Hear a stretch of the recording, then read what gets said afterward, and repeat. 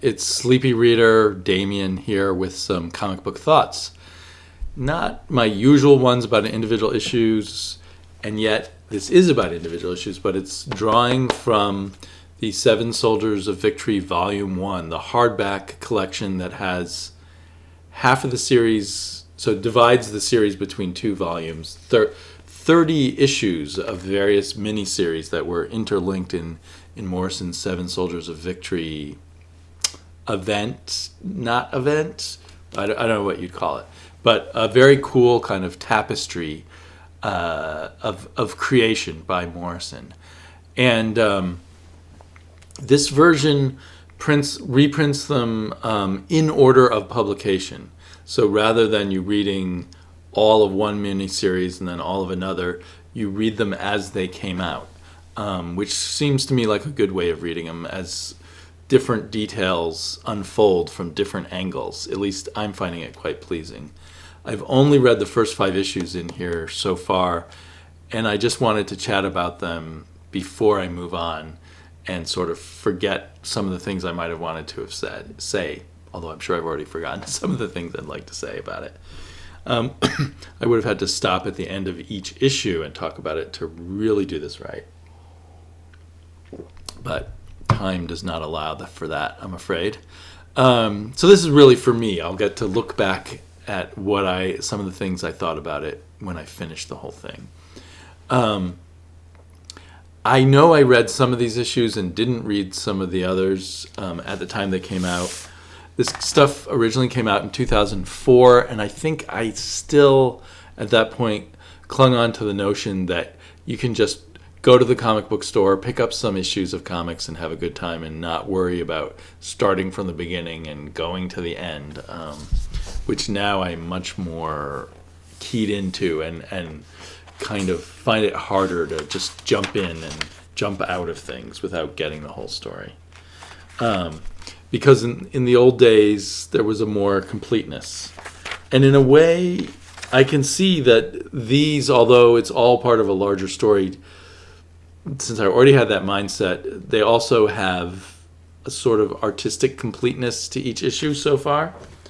And it started out with a zero, I think it was a 0 issue that was called The Seven Soldiers of Victory, but was about an earlier Seven Soldiers of Victory, not the old Golden Age one, but just one that Grant Morrison makes up for one adventure that they're brought together by the vigilante to fight a giant spider.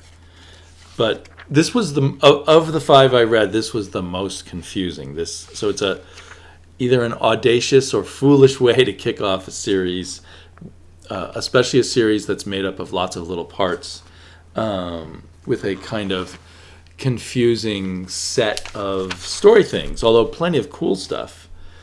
But I think I vacillate back and forth on this scene with Spider, this character named Spider, who goes into the swamp. He's some kind of archer character, goes into the swamp and goes inside this shack in the swamp and ends up in some sort of surreal experience with the Nameless, I think they call themselves the Nameless Seven, and they're doing something to him to prepare him. I'm not sure if this happens after the main story or before the main story, or what bearing it has on the main story. The main story then I don't want to bog you down with all the details, but there's lots of cool stuff. Like there's this woman who is interested in writing about the experience of being a superhero, so she becomes one, called the Whip, named after her grandfather, who was a Western character called the Whip, I believe.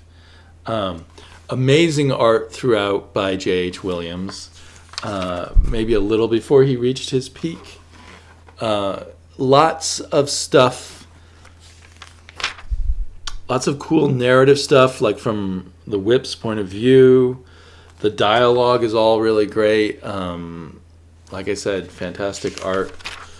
And yet there is stuff in here that is confusing visually and confusing in the writing, of what the point of things really is. There's really cool stuff. I mean, now Like, I love how this page has a symbol for each character, and then different stuff about each character, how it's broken down, the descriptions of the characters. We got Dynamite Dan and Boy Blue, and I love this character, the what's Gimmicks with an X, who it says that she makes a living on the superhero convention circuit, signing autographs and telling stories about the time she ran into Aquaman.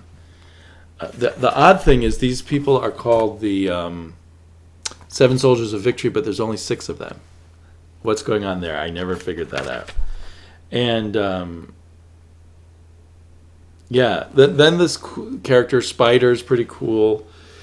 It's a very adult kind of read because of the jaded, almost kinky side to the superheroes. Very much shades of Watchmen in that way. And like the heroine sleeps with Spider for all the most unhealthy psychological reasons. She picks the guy she hates the most and then sleeps with him. Why? That's just, screwed up adults. And then they have their... So there's lots in this story I love. I love the idea of the Miracle Mesa, Midnight at the Miracle Mesa, this mesa in the old or out west, southwest America that travels through time and space and appears in different worlds at different times and is some kind of gateway apparently for these people who travel via what am I trying to say? Travel via insects, I guess. But it just gets more and more confusing, and I don't know what happened there. Apparently, judging by later pages where people are talking about it, everyone was killed here, but I can't really tell if that's the case. It feels a bit odd to have her killed since she was kind of our narrator of this. But yeah, I guess they were all killed because on the last page, I think they talk about them being all killed, and they say, "Hey, this didn't work out. We better get out of here too." Although I think they do say that 7 more conscripts will be coming. So it's all very unclear, but just full of lots of cool characters and cool ideas. And then the next one was the first issue of The Shining Knight, and it was much more straightforward, kind of a big battle, and then with the Knights of Camelot fighting this Sheeda, which includes a black queen, evil black queen, and they're riding on giant worms here. But you sort of get the sense that the Sheeda we saw here related to the tiny insect creatures that we saw in the opening scene that might also have been riding on the giant spider in the later scene. You kind of get the sense here of how I'm just stitching together, or Grant Morrison perhaps has stitched together these odd bits and pieces that reflect and refract off of each other but don't directly link in any logical linear way. The art, by the way, by Simone Bianchi is beautiful and reminds me of a cross between like Gil Kane Sword and Sorcery covers back in the 70s and Esteban Morato, if that's how you pronounce his name, an artist who did a lot of fantasy sword and sorcery type of stuff for Warren Comics, also in the 70s, I believe. Sometimes the color is really cool and sometimes it is a little overwhelming. But even here, there's kind of an odd jump where we go from a battle scene to somehow now all of a sudden this warrior, the Shining Knight, they give him a name, Justin, and his horse are the last ones left, and somehow they are deep inside the Sheeda Queen's fortress. So just odd jumps, but still amazing art, cool dialogue. My computer is going to sleep on me. Excuse me.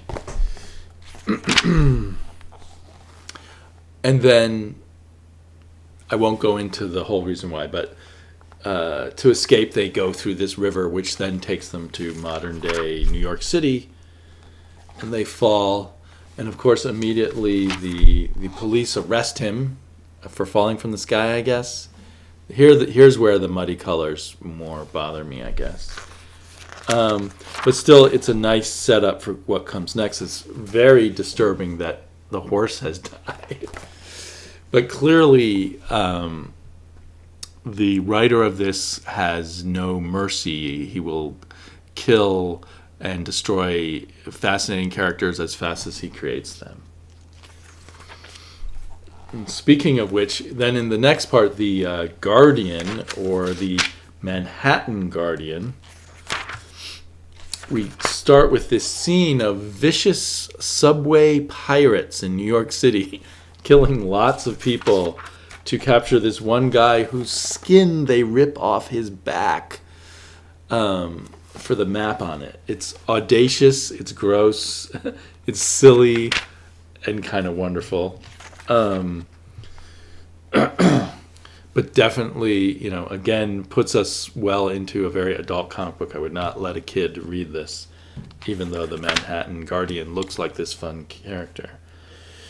And we kind of get the origin of this hero, which is basically he's a semi-disgraced cop or traumatized by having killed the wrong person, but now needs a job and gets a job working for this odd newspaper that wants a superhero as one of its representatives on the streets of Manhattan. As part of his test, he has to fight golems and seeming terrorists. The owner of the newspaper only appears to him in this Wizard of Oz fashion. So that every turn is very inventive here and very deconstructive of superheroes. It's very much, it's like at this point I'm feeling like it's a really good post-Watchmen, deeply inspired by the works of Alan Moore kind of comic book, but in a very satisfying way. But he never, I feel like from what I've read so far, he doesn't delve as deep into things as Alan Moore. Like, he has more ADD than Alan Moore, Grant Morrison, that is. And he throws out an idea and then he skips on to the other, and he just figures, well, I'll kind of link them a little bit and then move on. Whereas I feel like Alan Moore is more a methodical explorer of his ideas and goes all the way deep into them. Yeah, and then with the crazy ending of this first issue of The Guardian, he's dragging along on a chain to a pirate subway car that also, the chain also is holding a burning man who's been covered in kerosene and is burning to his death. I think it might be the same man they ripped the map off his back. So that guy just can't catch a break. And then we get a Zatanna issue with this awesome cover by Ryan Sook and awesome interior art by Ryan Sook. I really liked it. Colored by Nathan Eyring, who I've never heard of, but who does a good job coloring. And Zatanna is kind of telling her backstory of a sort, not totally her backstory, but stories of some of her failures to this therapy group that she's in of superheroes who need to talk about their problems. And in this group is not Gizmo. What was her name? The character I said I liked from that Zero issue. What is her name? It's not quite Gizmo. Excuse me. Gimmicks with an X. So if she died at the end of the Zero issue, then this issue is happening before that, I guess. the idea of a therapy group, and she says she's a spellaholic, is really cool. But then the story she tells doesn't prove her to be a spellaholic. Really, all the spells she casts in this story she had to cast, except for one. She made one spell that was a mistake. So I feel like that, again, is an idea that Grant Morrison throws out, that she's this idea of neurotic superheroes who need to go to a therapy group, but he doesn't really tease it out as much as some other author might. He throws it out there, he uses a little bit, then he kind of tosses it away. Throughout this story, all kinds of cool Ryan Sook artwork as we travel between dimensions with a group of sorcerers that are led by Zatanna. And they all seem like interesting characters, and like before, before the end of this story, before the end of this issue, they are all seemingly killed. I don't know for sure. I even like the magic phrases that Morrison has her say, such as Father's books light up bright. Sorry, I was struggling to read the backwards print. I don't know. He seems to have a good touch everywhere with the dialogue, even with the backward dialogue. I just like what he does. But then there's a thing she does. She casts one bad spell and it attracts some bad person. Things get unclear again as to what she's really done. And that's where she's caused the death of everyone. But it's kind of gets fuzzy right at that point, for me anyway. One of the things I love about this therapy group that she's in is everyone else is bitter at her because she's been in the Justice League of America. And the rest of them are all hoping to get in the big leagues someday. I'm not sure why they want to be in the big leagues or that they see this as show business. Anyway, it's funny. And she kind of keeps ignoring them at that point. I also enjoy the appearance of Baron Winters from that Marv Wolfman, what's it called? Something Squad. The Dark Squad? No.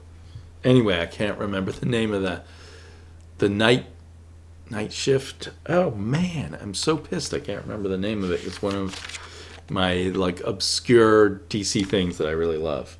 So it'll come to me right after I finish this video. And then somehow, which was not explained by this story, it's revealed again, sort of these odd Grant Morrison skips and jumps, that Zatanna has lost her magic. But there's a great scene that goes with it where she gains a new apprentice who has her magic, who has that kind of magic. So that makes me really interested to see what will happen next. Again, in this and in most of these stories, we get a lot of story in a single issue. This is not decompressed. This is not stretched out. Although there's this confusing stuff going on, he's packing in. He's giving us a huge value for our time and money. And then excuse me, I very specifically remember reading this issue of Clarion the Witch Boy, and I remember disliking it at the time, and now I really liked it. I think maybe I had a lot of problems with Fraser Irving's art at the time. He does the art and the colors, and now I'm maybe more used to it. And also, I think at the time I wanted I was thinking of Jack Kirby, and I wanted a fun, light Clarion the Witch Boy, and this is a very dark, distressing kind of world that Clarion the Witch Boy lives in. But it's pretty amazing now that I think about it, or now that I read it again years later. The idea that people raise up their dead parents and use them as kind of zombie slaves, I guess, that they call Grundys. And Solomon Grundy, of course, is kind of an undead Hulk. So here we have that idea redone. And this whole sort of magical pilgrimish kind of society living underground, and the art really is amazing in every panel. It's not as detailed as some of the other artists in here, but every panel just seems kind of perfect in its lighting and its delineation. And I found myself loving how, everything is kind of this monotone except for his pet cat that keeps popping out, and it keeps making me feel the cat is really important. I just loved the storytelling here and the creepiness and all the ideas of this society that Grant Morrison has thought out and packed into this one issue. It's kind of silly, and yet I bought totally into, this wonderful treasure he once got from the surface world, a Kit Kat. Yeah, I'm just getting this great pleasure looking at these panels again. I think the first time it just bothered me how creepy everyone looked, and I just didn't put it all together. And maybe this is I think the 5th issue that I read, as I work my way up, I'm more and more keyed into all the feeling that Morrison is putting so much into this. Now, I think... Wait, did the cat actually die at the end? Before the end? This is the first one. This issue's the first issue that ends on a cliffhanger where he's facing a monster. So yeah, that's where I am. I'm really enjoying this more than I thought I would, and especially after that first issue, the 0 issue, I thought, this is just going to be all frustration and Grant Morrison being lazy. But now I'm seeing Grant Morrison as working really hard, but kind of having ADHD. And, it definitely feels like he read all of the various America Best comics by Alan Moore on top of Watchmen and other stuff Alan Moore did, and he wanted to take that vibe and put it right into the center of the DC universe. It's funny, in the introduction he says that his original purpose was to reboot and revive these characters so that they could, be popular again, or popular for the first time. And I'm not sure how much that worked, although I guess after this we did eventually get a Frankenstein Agent of S.H.A.D.E. book, and they did try to do Clarion later on in the New 52. Zatanna has shown up a lot in like Justice League Dark and that kind of thing. But overall, I don't think it, judging by these first few issues, it's a brilliant project, but I don't think it did that. And whether he really seriously thought that, he was really bringing the Grant Morrison craziness deep into the DC universe. And maybe after this, that freed him up to get crazier with other DC characters. I'm not sure, because I haven't tracked his whole mainstream DC career, like what he did in the Justice League, I think, earlier than this. I don't know if it's as wacky as all this stuff. I may have to go back and read that now. I've only read a few issues from his Justice League period.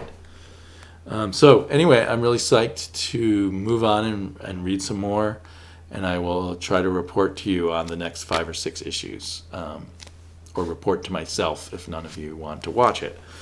But fun reading, good times with comics. Always feel kind of cynical about Grant Morrison, and yet enjoy reading his comics. And clearly a lot of energy and creativity going on here. Really, in a way, much more so than recent comics I've read by him, which I liked a lot, like Nameless and what was that other one about the guy who meets the creation of his own movie script. Boy, this is a night for not remembering titles of things. Both of those were really good, but they weren't near this kind of level of density of idea. I find it kind of interesting, too, that the density of idea is coming in stuff that he will not own. Maybe they were going to give him a little bit of back end to entice superstar Grant Morrison to do a project like this, or maybe not, I don't know. but he's clearly deeply inspired by the history of comics, as has been noted other times, but also, at least at this point, deeply motivated to totally reimagine these things. The same way that Alan Moore reimagined Charlton characters in The Watchmen, and perhaps a bit of the way that Warren Ellis reimagined many pulp characters in Planetary. I mean, I don't know what Grant Morrison was reading. Clearly, like in his semi-autobiographical book that's also a history of comics, he takes a lot of jabs at Alan Moore. So he has kind of an issue with Alan Moore, which made it seem like he's jealous of Alan Moore. But he still is kind of always in Alan Moore's shadow. Okay, guys, talk to you all later.